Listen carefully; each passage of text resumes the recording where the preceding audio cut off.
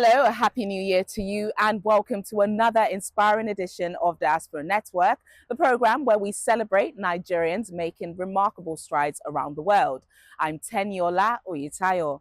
On today's episode, we turn our focus to the world of pageantry. Our guest is Josephine Nwaogu, the newly crowned Miss Diaspora Nigeria USA 2025. She's also a law student and an education access advocate. But first, here's a look at what's making headlines across the global Nigerian community. Several Nigerians have been recognized in the King's New Year Honours List 2026, joining hundreds of people across the United Kingdom honored for outstanding contributions to public service. This year's list places strong emphasis on education, skills development, children's services, social care, and community impact. Among the honorees is Dr. Aderunke Savage, Chief Executive Officer and founder of Jomas Associates Limited, recognized for her services to young people, business, and the construction industry in Hertfordshire. She's the UK's first black female owner of an engineering company serving the construction sector and has worked on several high-profile projects. Also honored is Clement Obonaya from Peckham, Chief Executive Officer of the We Are the Village People pub group. He's recognized for his services to hospitality and business. I really wanted to think, when we can take all these skills, all these things that we've learned through whatever walk of life, university, and bring it back to the end. Now, we were talking upstairs in a green room, and we were talking about community, what it means to everyone. Some people are like, communities Ghana, communities North London, doesn't matter where. But how can we enrich our people? How can we enrich? And it's talking about as a generational change, you know? And it's about realizing and seizing the opportunities that lie within our communities while inspiring others to aspire to be and do more. You know, it really is like, what's going to stand the test of time? How can we give the next generation the tools to believe that this is their own? This is my manor. The off license, the laundrettes, the taxi offices. That's how we really take it from the ground up. And I have a daughter, and I always want I want my daughter to ownership should be her default.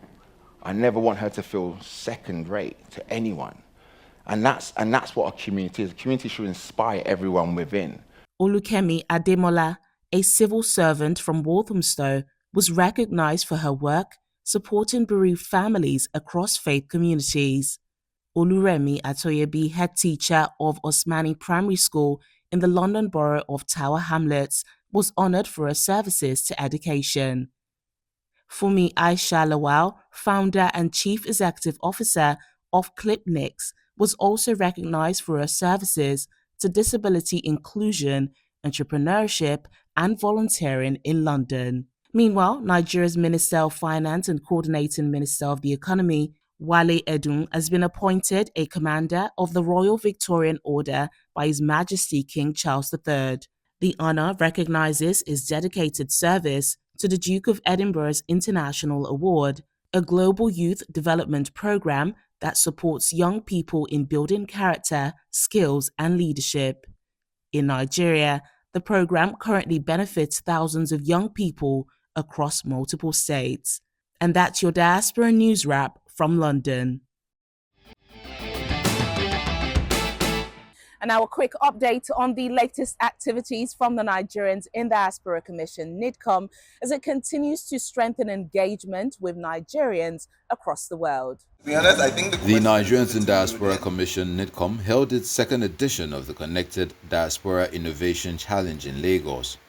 The events brought together government officials, diaspora leaders, entrepreneurs, and young innovators from across the globe, with a strong call on Nigerians abroad to tap into the vast opportunities back home.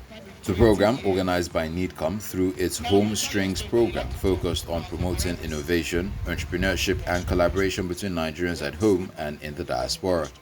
Speaking at the events, the Lagos State Deputy Governor, Dr. Obafemi Hamzat, described innovation, youth empowerment, and diaspora collaboration as critical tools for national development. When I finished my PhD, I got a job in the US. I worked in Wall Street. I worked with Citibank, 111 Wall Street. I worked with Merrill Lynch. I worked with Morgan Stanley. It's one of the reasons why I decided, apart from the pressure from the current president, because then, I mean, if you recall 2000, that was time Bill Clinton was the president of the United States. And believe you me, the economy was unbelievable. As somebody working with Morgan Stanley then, so let me just put it this way, the mayor of New York, the salary then was $105,000 then. I was making more money than him, the mayor of New York. His salary was $105,000 then. But the interesting thing was the economy was so good that year that the bonus was more than the salary. So why will I want to come back to Nigeria? But there are people that you train, and then they start becoming your senior because of this. So I made up my mind that listen, it's time to go back home. Nobody can do that to me in Nigeria. Like you said, if you like this man's song, I like it so much. Kwamwan, I don't know if you know him. That's Lagos. This is a place where the opportunities are just unbelievable. Just unbelievable. This man structured the automation. The keynote speaker, Mr. Leo Stan Eke, urged young Nigerians to believe in Nigeria and invest in impactful, homegrown solutions capable of competing on the global stage. You don't come back without being very clear what value do I want to add. I started at an house. I was living in a small store, but I had a beautiful office. My vision was very clear. I said I wanted to create digital democracy and then author a national database, because without data, clear statistics of a country, you can't plan. There's always a fight, but the fight is that you are a local, so you can fight back. If they fight me in London, I can't fight back. For the cost of lawyers to write the letter on your behalf, it's too much. You can't fight the council. We fought, but we succeeded. In her remarks, the chairman and chief executive officer of NiDCOM, Mrs. Abike Erewa, emphasized the importance of skills transfer, collaboration, and collective responsibility in building the nation. This is the best country in the world. It's not only President Bola Ahmed Tinubu that will make it the best. All of us, we have a role to play. The Nigerians at home, Nigerians in diaspora, let's work together to build this great country of ours. I want to tell you a story about this young man. He's coming to Nigeria for the first time in 20 years. Now you tell your story, but you like to talk, so I'll summarize it for you. The UK, I think when he was 7, lived with his stepmother who maltreated him, ended up in the streets of the UK, went to prison for how many years?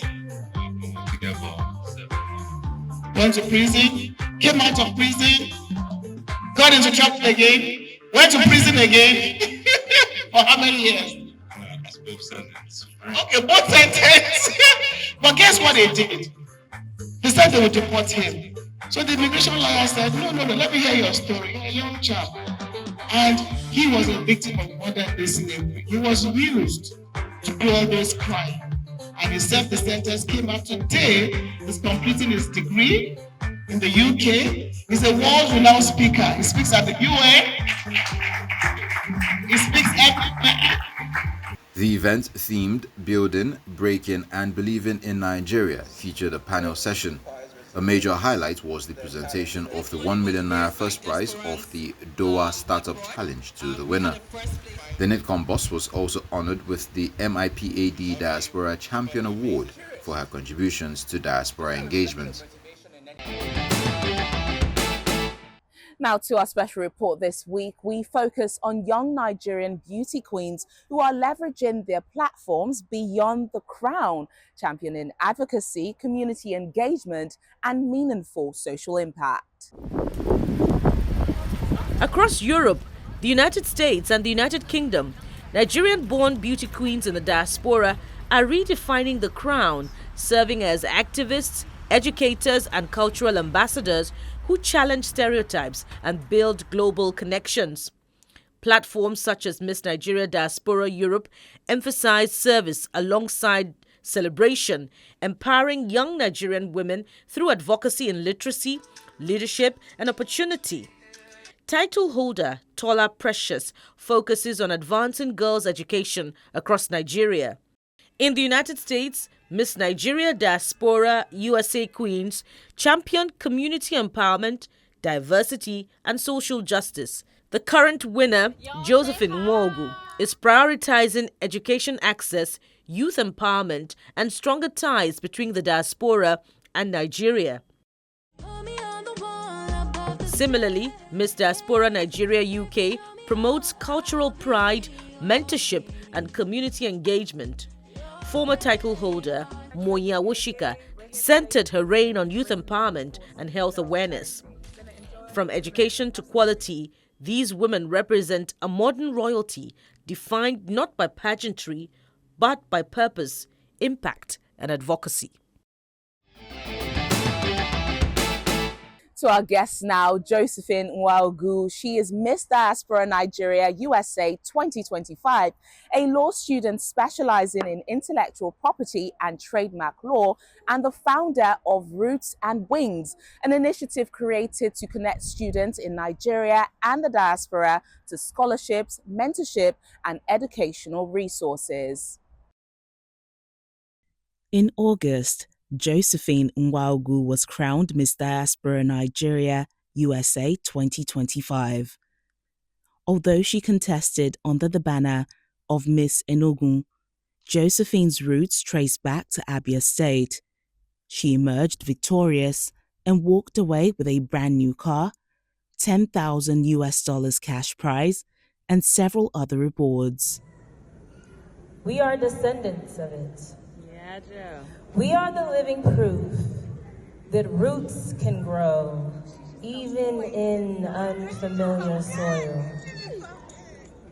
They say it's lonely at the top, but I beg to differ, because when we climb, an entire nation climbs with us.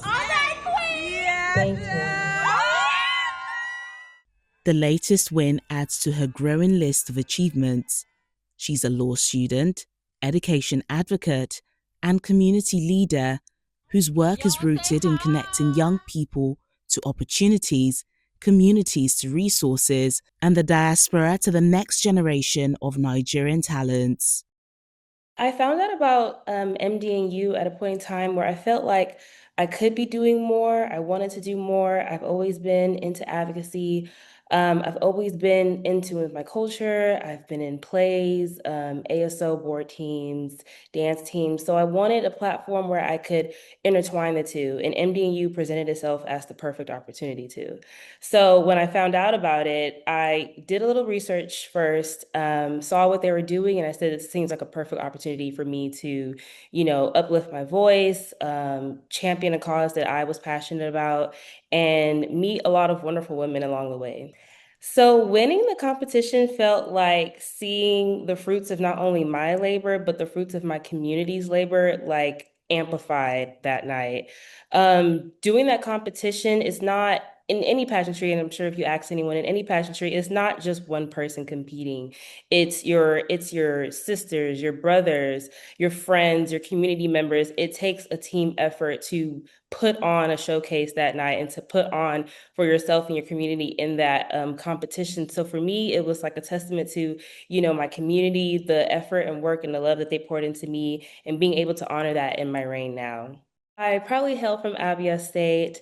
I think with that, growing up in the diaspora, you are met with two different cultures at once, right?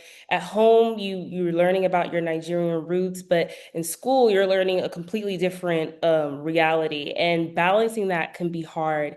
I think with me, especially like coming of age, it was really important by the time I got into high school that I wanted to learn my roots. I wanted to be more in tune with my culture. My culture, I feel, being Nigerian in general is empowerment in itself. The stories, our traditions, our roots is empowering in itself, and being able to hold on to that and amplify that in the US is a remarkable thing, if I'm being honest. And Growing up, there's always one thing that I knew that I wanted to do, and one of that was being a attorney. I wanted to do law. There was never a question. I knew my whole family is in the medical route, but I knew that wasn't for me. And it was important for me to do that because here in the US, Black attorneys only make up about 3%. And representation to me mattered. I didn't have, anyone in my family who was a lawyer. My mom wasn't educated until, by the time we were in college. So it was really important to honor the sacrifice that her and my dad made to bring us here, or to have us here and come here and make something of that. Still ahead on the program, Josephine shares more about her goals as Miss Diaspora Nigeria USA. Please stay with us. Thanks for staying with us on the program. Now more from our conversation with Miss Diaspora Nigeria USA, Josephine Nwaogu. Guided by a deep belief in equity and empowerment, Josephine uses her platform to highlight the stories, strengths, and the untapped potential within the Nigerian youth. Her mission is not only to advocate for access, but to help young people feel seen, supported, and prepared to pursue their goals. We went to Nigeria last year. We went to the East, Abia State. And that was my first time going as an adult. I've been as a kid, but it's a lot different when you go as an adult. And seeing so many young, individuals who were doing other creative stuff and creative businesses and stuff, and had been to primary, secondary school, but after that, that's it, because there's no money to go beyond that. And seeing that they were just as bright, just as capable, but they just lacked resources and the opportunity to do so. And knowing that there are so many routes to, or so many access to resources and scholarship and money that goes wasted, I knew that that was sort of like a duty for me to be able to bridge that gap and be able to pour back into my home state, and knowing that, the opportunities that were presented to me for me to be in this position were not my own doing. So it's also a duty for me to make sure that I put other people in a better position the same way people did for me. So what I've learned even before acquiring all of these hats is that you cannot pour from an empty cup. I think a lot of the times, women are seen as, people who don't have the luxury of taking time for themselves, it's ridiculed or it's talked down upon because we're supposed to be able to do all of these things, right? But the reality is that we're human. We cannot pour into other people if there's nothing left in our cup. So I've learned to be selfish with my time sometimes, be adamant on my boundaries about what I can and cannot do, and be realistic about what my capabilities are as a human being. I'm not a robot. I can't go on 24/7. I do need to rest sometimes. Sometimes I do need to say no to things, even if they align, because I just don't have the capacity to do so. And so I've had to learn how to do that even more now, because like you said, like there are a lot of moving parts that are currently going on. And even now during final season, like I had to just shut out everything completely because I had to focus on, my education and securing what I came here for. Currently a JD candidate at SMU Dedman School of Law, Josephine focuses her legal training on intellectual property and trademark law, fields that allow her to protect the creativity and innovation she sees blossoming among small businesses, emerging entrepreneurs, and non-profit organizations. I stand before you today as your daughter, championing a very important cause, and as someone who plans to bring that crown back here to Texas, representing this organization as well. In her role as Chief Student Associate at the SMU Trademark Clinic, she works directly with community clients, helping them safeguard their brands and build confidence in the legal aspects of their ventures. This relational hands-on work fuels her passion for service and strengthens her commitment to advocacy. Nigerians, Black Americans, we are entertainment. We are creatives. We come up with a lot of ideas that propel a lot of economies and a lot of generations currently. And knowing that we are at the forefront of that, but we're less protected and less represented in that space, I wanted to do something that still amplified my community and gave me an opportunity to support my community. I think to be able to be concerned about your intellectual property rights, and the process of doing so is a luxury. And it's a luxury that a lot of early on stage founders and creators don't have, the luxury of doing. So a lot of them just simply do not know that they have intellectual property rights, or know how to go about doing that, or have the resources to do so. She recently expanded her impact by launching the Roots and Wings, an initiative that seeks to provide access to scholarships, mentorship, learning resources, and developmental opportunities for students in Nigeria and in diaspora communities. Through partnerships, outreach, and student-centered programming, Roots and Wings aims to reduce educational barriers and ensure young people have the knowledge and networks they need to succeed. The biggest struggle, obviously, is finances and just the knowledge of what opportunities are out there. Even I, as a student, tend to find out about things after the fact. There are wonderful programs out there. There are people who are trying to support, but it's just not amplified, and it's just not reaching the right people. So that's essentially like what my initiative is supposed to be. It's supposed to help bridge that gap. It's supposed to amplify great institutions and great programs who are doing good things, but students just don't have access to it, or just not aware of it, so that it can help ease and alleviate, the stress and burden of trying to enter into education or trying to continue in education. A lot of times people just lack the awareness of what's out there. So it's meant to be an aggregate source of scholarship opportunities, of institutions that have programs going on that you could, sign up for and participate in, and being and also providing root kits. And these are, essential resources for students in Nigeria who go underrepresented and who don't have, basic access to items such as school books and small school fees and things of that nature. So it's meant to be essentially a hub for students to just go, and even students who are professionals who want to give back. You can apply to be a mentor and just speak on a little wisdom of your opportunities and your wisdom in your journey. As Miss Diaspora Nigeria USA, Josephine serves as a cultural ambassador and a unifying force within the global Nigerian community. The most important thing starting off was just showing up, gaining representation, going into the community, talking to people, seeing where I could help, where I could support, where I could collaborate with, and I've done that thus far.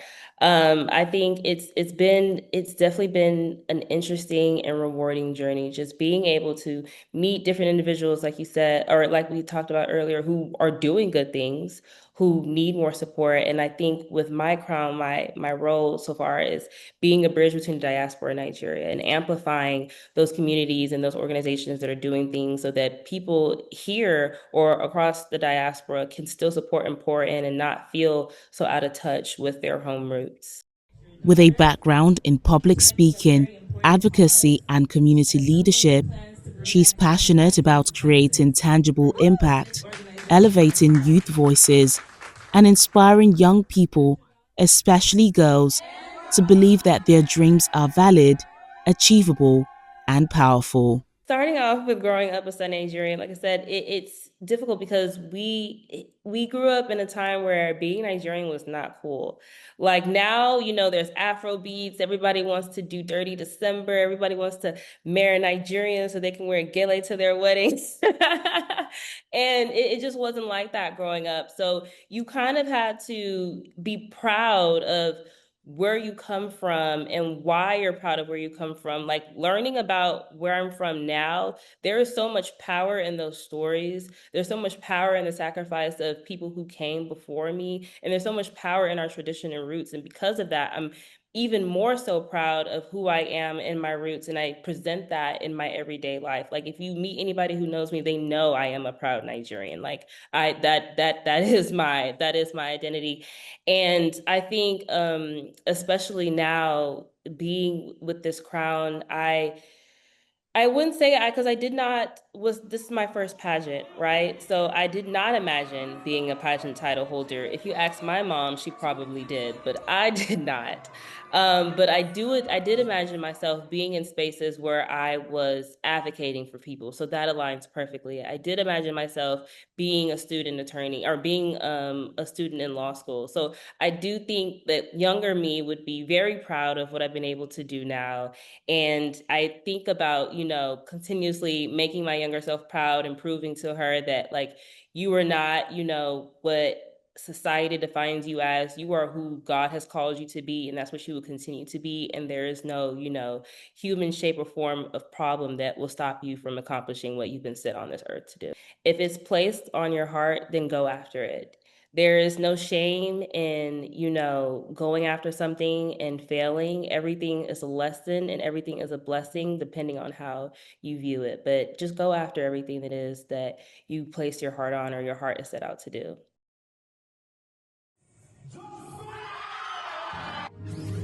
All the shine of 1,000 spotlights, all the stars we steal from the night sky will never be enough, never be enough.